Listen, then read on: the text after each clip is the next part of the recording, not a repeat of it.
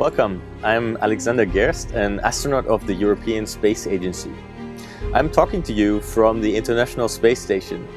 My journey here aboard the Soyuz spacecraft from liftoff in Kazakhstan to the time we docked just took over about 5 hours. The video you're about to see contains some unique footage taken inside the capsule while it is in orbit and explains how the Soyuz safely reaches orbit and docks to the space station.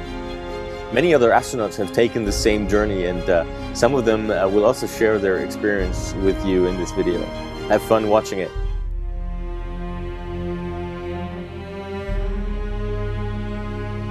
Nine minutes ago, a Soyuz spacecraft blasted into orbit from Baikonur in Kazakhstan. It is now speeding around the Earth 30 times faster than a jumbo jet. It has a single purpose: to catch up with, rendezvous and dock with the International Space Station, located somewhere 400 kilometers above the ground. The astronauts just went through the last phase of the launch sequence, the separation of the Soyuz spacecraft from the rocket. The finishing of the engine, or the shutdown on the engine, is pretty strong.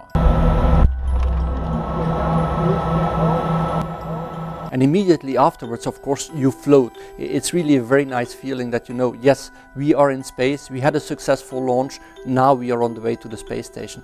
You can look outside the window, you see this magnificent Earth for the first time from above. It's really a great feeling. And then just the absolute beauty of the sun coming up really quickly, illuminating, bursting into flame. Now in their first orbits around Earth, at an insertion altitude of about 220 kilometers, the three astronauts in the Soyuz certainly have a wonderful view. But there is work to be done, as they are still hundreds of kilometers away from the ISS, their final destination. The International Space Station began life in 1998 and has been orbiting Earth about once every 90 minutes ever since. The orbital plane of the ISS is fairly constant, while the Earth is always rotating. Projecting the orbit of the ISS onto a 2D map, we see a series of intersecting curves. The mission control centers in Moscow and Houston constantly monitor the position of the ISS and can predict its expected location in the orbit for any given time in the future. This is important for determining when the Soyuz spacecraft launches. While it is technically possible to launch the Soyuz rocket at any time, it's most efficient to do so shortly after the ISS orbit passes over the Baikonur Cosmodrome in Kazakhstan. This shortens the amount of time to rendezvous and dock with the station from about 2 days to only 6 hours. This short rendezvous trajectory has been implemented since 2013. However, if the Soyuz rocket misses the necessary launch window or any of the upcoming engine burns do not occur as planned, the spacecraft has enough extra fuel to revert to a 2-day-long rendezvous. This happened in March of 2014 because of an attitude control problem, and thus the rendezvous was replanned to the formerly used long trajectory. You take into consideration that there are some risks, some are worse than others, including the possibility of transitioning from a very short docking to a long docking, which was the standard until a year ago. We know the possibility, it's something that we are trained for. We know that the spacecraft has everything that we need for those 2 days, and we know how to react. Rendezvous is defined as the sequence of maneuvers governing the approach of two space vehicles to one another.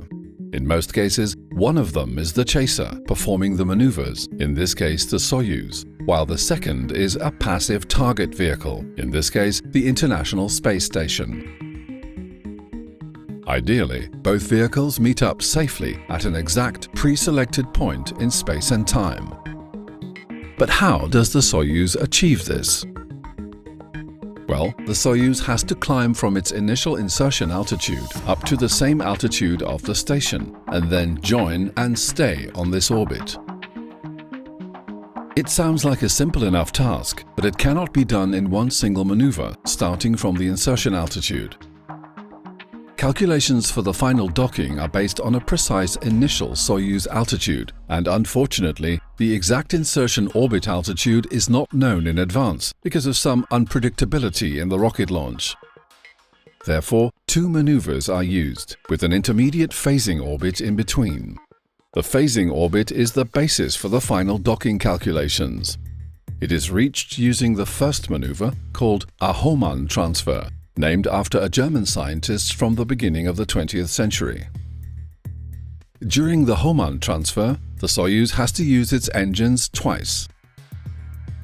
The first time is to leave its current insertion orbit shortly after launch and transfer up to the phasing orbit. The second time is to get the vehicle traveling at the right speed to stay on that orbit. The phasing orbit is lower than the ISS orbit by about 100 kilometers, and it serves a very specific purpose. It decreases the phasing angle, or the angle between the two spacecraft in their respective orbits. Here we see the Soyuz orbiting in the phasing orbit, depicted in yellow, while the ISS is orbiting in a higher orbit, depicted in green. The third, red orbit, is the insertion orbit the Soyuz has already left. Because the Soyuz is on a lower orbit, it will travel faster than the station. Therefore, the Soyuz uses this phasing orbit to catch up with the ISS. Depending on whether the long or short rendezvous approach is being used, the Soyuz will remain in this phasing orbit for close to 2 days or just a few hours, however long it takes to reach the desired phasing angle. Meanwhile, the crew haven't just been enjoying the views and weightlessness. They've been busy with leak checks and making sure systems are performing nominally. Then, they issue the command for docking probe extension in advanced preparation for the final docking sequence. As soon as the pressure integrity of the vehicle is confirmed, the Mission Control Center gives the go-ahead for the crew to loosen their seatbelts, open their helmets, and take off their gloves. Oh, it's much better. Once they reach the phasing orbit, the crew finally have some well-deserved downtime, especially those completing the 2-day-long rendezvous trajectory. There are what we call 5 DEF orbits. It's 5 orbits in which the crew cannot have contact with the ground because the orbit of the Soyuz is not passing over Russia, and you only have contact with the ground when you're passing over Russia with the Soyuz. So you're completely on yourself. And so it's actually a nice time for the crew because you cannot be disturbed, nobody can give you tasks, you can do whatever you want. Luckily for the astronauts, the Soyuz is designed so that they are not confined to their seats for the entire trip. Though small, the spacecraft allows the astronauts to move freely between the accessible modules.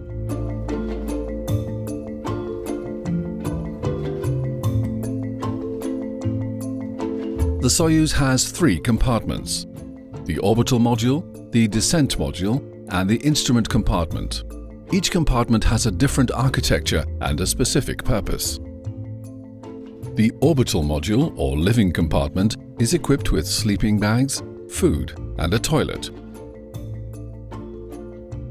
So here we are in the Soyuz. This is what we call the BEO, the living compartment, Bytovoy Otsek in Russian.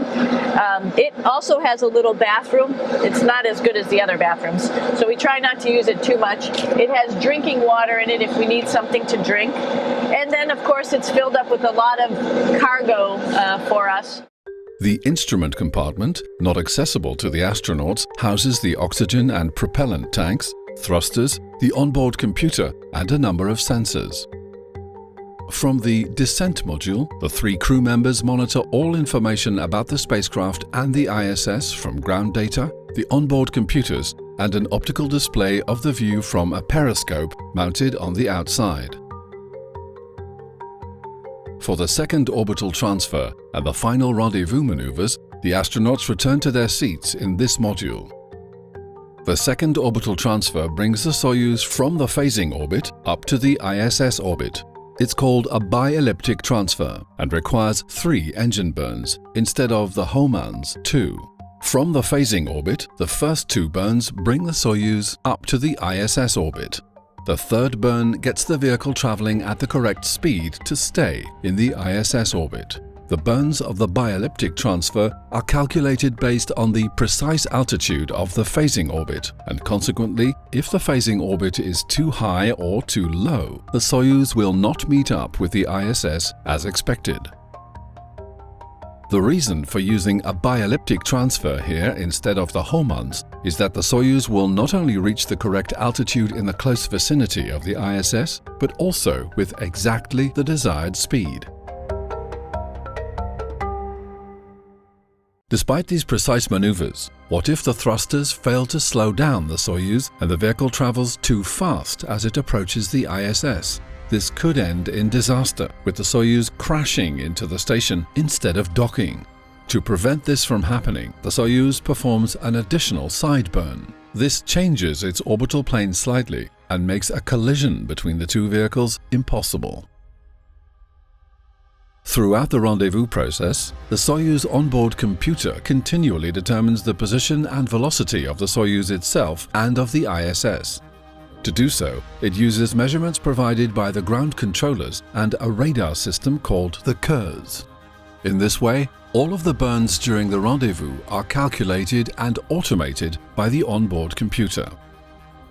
So Soyuz navigates in space and looks for the station with a special radar system, which is called KURS. This gets turned on at 400 kilometers from the station. It looks, and usually it sees the station and locks into the station at around more or less 180 kilometers. At that distance, we really don't see the station. It's probably, even if you could see, it's probably similar to any of the stars that are up there in space. But you see on the screen the lock, the software indication that the radar locked into the station. The third and final burn of the pre-mentioned bi-elliptic transfer is very important because it sets the vehicle up for its near-ISS rendezvous procedures that will lead to docking. When you do a normal burn in the space station, well, the vehicle rotates to the correct attitude at 2 degrees per second, and then it takes about 8 minutes to start the burn. When you're close to the space station and you have to brake, of course this would not work. So then the vehicle all of a sudden starts rotating quite fast, 3.5 degrees per second, and only just after that, 50 seconds after that, you already have the burn. And once the burn is completed, immediately the vehicle starts rotating again to the normal orientation. And the crew has to monitor this quite intensely. And these are really high peaks of workload to see that everything is okay, the rotation is going okay, you know that you have the burn values were okay, you rotate back, and then you see back the space station in your main display. We could see it first a dot, a little bit brighter than the other star in the sky, and then little by little we started to see like a little spider first with all the solar arrays and everything, and then it was apparent that there's a huge outpost was right there in front of us. During this stage, the crew commander, sitting in the middle, gives vital information and instructions to his crewmates. Their workload has increased. Many parameters need to be checked and systems activated. Days before launch, a team of flight dynamics experts at the mission control centers in Moscow and Houston determine the ideal position and orientation of the ISS, based on a careful analysis of the constraints that could affect these final stages of the rendezvous timeline. First, there must be adequate lighting conditions at the time of docking, so that the Soyuz crew can see the ISS without being blinded or blocked by the sun. It depends if the station is illuminated, is in the sun, then you can see it even if you are relatively far away. But if the station is not in the sun, then you cannot see it even if you are close. Additionally, major temperature fluctuations of ISS elements, such as the solar arrays, must be avoided to prevent structural deformation. Finally, there must be clear communication pathways between the ground, Soyuz, and ISS. The rendezvous is a fully automated process performed by the onboard computer. However, the commander still takes the hand controller just in case there is a need to perform a contingency manual docking. If you don't see the space station or something happens at that moment, then you might have to take manual control. And so you have to remember very well, where is the space station now? What are the actions that I'm going to take? And this is really the intense moments that happen. Manual docking requires two hand controllers to pilot the vehicle, a left one that controls translation and a right one that controls rotation. The crew are thoroughly trained in these manual docking procedures, even training until the very last days before launch in Baikonur. Besides contingency docking, the crew might also utilize their manual control training during redocking maneuvers. The ISS is constantly visited by manned Soyuz vehicles and other unmanned supply ships. Sometimes it's necessary to undock an attached Soyuz and redock it to another port on the ISS to make room for one of these new ships. Luca Parmitano did this as part of Expedition 37. My crew was one of the few crews able to perform a manual docking, and it went very smoothly. We were excited because it's something that we trained on for a long time, and we were able to do it. Apart from this case, a routine docking sequence is fully automated, and the crew's main task is to monitor the systems to ensure nominal procedures. At this stage during routine docking, the vehicle's relative speed continues to decrease, as does the distance between the two. 400 meters from the space station, a new phase enters. This is the phase what we call fly around. During this phase, the vehicle is actually not pointing at the desired docking port, but at either one of the station's Kurs antennas. It's only when the vehicle reaches its 150-meter station keeping mode that the orientation changes to point at the selected docking port instead. The Soyuz then performs a second fly-around to line up with the docking port, while keeping a distance of 150 meters. Once aligned with the docking port, the crew issues the command for the last stage, the final approach. The Soyuz computer display uses data from Kurs to provide the astronauts with pertinent information about the rendezvous and docking maneuvers. Among other readouts, the distance from the ISS is displayed, here showing 5 meters, as is the relative velocity during the approach, currently 10 centimeters per second. This and other information is overlaid on the video feed, used to track alignment of the target. 5 meters, 0, 1, 2. Target in the center, crosshairs aligned. By for contact and capture of the International Space Station. Contact occurs as soon as the probe touches the entrance cone of the docking hatch. Then, the thrusters give the Soyuz an extra push, and the docking mechanism ensures capture. Accelerations or rotations, standing by for contact. Contact. Mechanical capture. And contact and capture confirmed. I think this is where the impact was. So I'd say about 4 to 5 inches off center. It's pretty good after traveling for a couple million miles. The probe retracts and you get the two vehicles closer to each other, and then when they are very close to each other, less than 2 to 3 millimeters, the hooks start closing. And it's when these hooks are fully closed that can take an enormous pressure, because they can withstand 16 tons of force, each of the hooks, and you have 8 hooks on the Soyuz vehicle. This is still not enough, because there might be something inside your ring, some dirt, some debris that is not allowing for a good seal. So there is a series of vacuum and depressurizations done in a very astute manner that verifies that each one of these compartments is actually sealed tight. Only at that point, and by the way, all of this takes, I would say, an hour, 1 to 2 hours. Only then, when everything is proved to be fully sealed, only then you can open the hatch of the station, the hatch of the Soyuz, and the crew can actually go into the station. And what we usually do is we knock on the hatch that goes on the side of the space station. They knock back we know that there's somebody else on the other side. And the hatches between the Soyuz spacecraft and the International Space Station opening at 11:14 p.m. Central Time. Then it's hugs and smiles for everybody.